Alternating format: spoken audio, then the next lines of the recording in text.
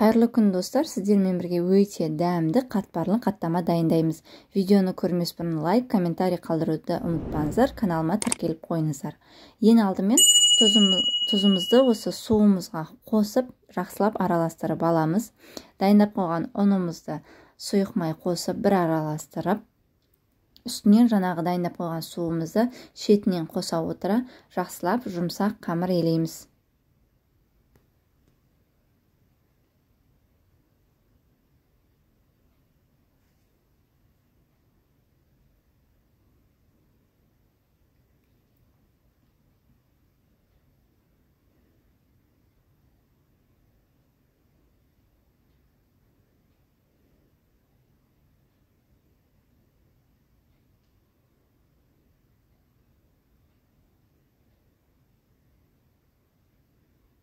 Осылай қамыр елейміз. Оның тығыздығына қарай қамырларымыз кішкене қатты, жұмсақ немесе қатты болып қалуы мүмкін. 10-15 граммдай айырмашылық ойнайды.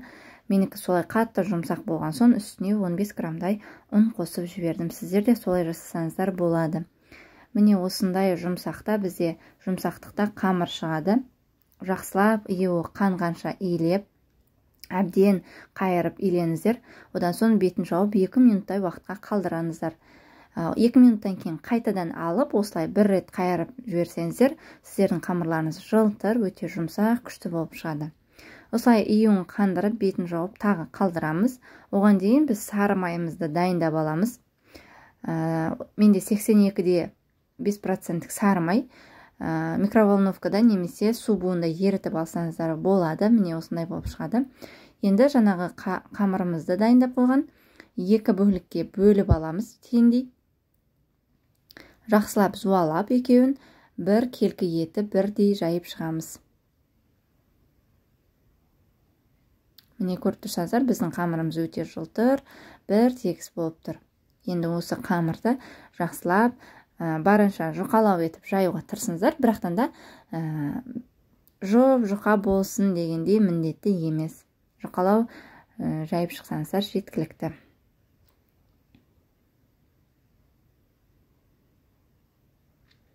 Осылай жақсылап жайып алған соң, бетіне ерітілген сары майымызды бір тегіс етіп жайып шығамыз. Қатты шылқытып майлаудың қажеті жоқ, тек бір келкі етіп жағып шықсаңыздар жарайды. Не осылай майлап шығамыз. Барлық жерін міндетті түрде май жағып майлап шығыңыздар. Міне осылай болды. Енді осы қамырдың бетіне жаңағы екінші зуала қамырымызды жайып, бетіне әкеліп орналастырамыз. Дәл видеодағыдай жасаңыздар. Бір тегіс етіп орналастырған соң, бұл қамырымыздың бетінде сары маймен майлап шығамыз.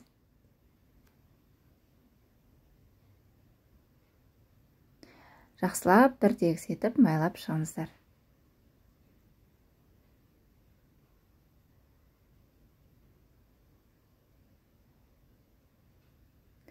Осылай майлап болған соң, оқтаудың көмегімен қамырымызды жинап аламыз.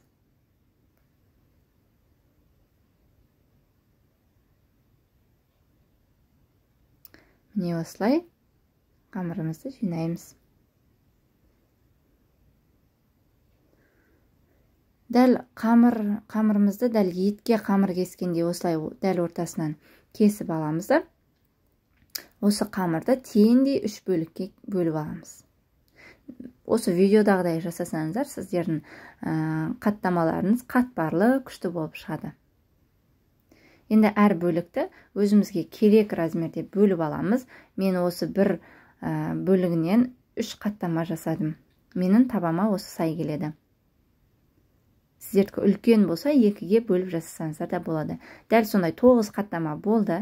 Енді осы қамырымызды қатпарын кетіріп алмай, дәл сол тұрған күйінде ұн себе отыра дөңгелетіп, жақсылап жайып алыңыздар.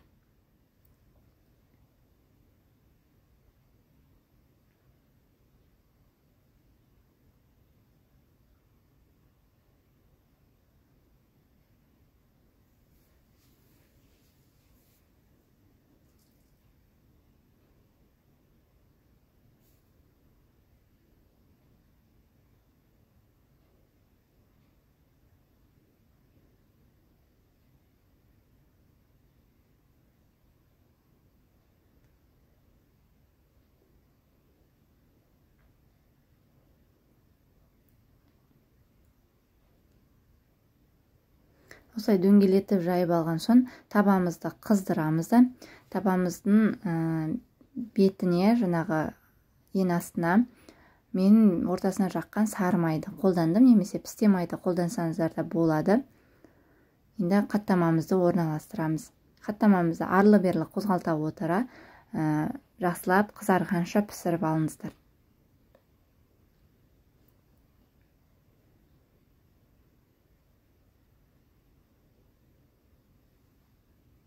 Астын қарап тұрыңыздар, егер пісті деген кезінде осылай әдемі болып сарғайып тұрса, онда біздің қаттамамыз дайын. Енді осы бергі бетін, үстін жаңағы сары майымызбен осылай жақсылап майлап шыққан соң екінші бетіне ауыстырамыз. Және екінші бетін ауыстырған соң да жақсылап сарғайтып осылай пісіріп аламыз. Осымен біздің қаттамамыз дайын. Міндетті түрде жасап көріңіздер. Ас болсын.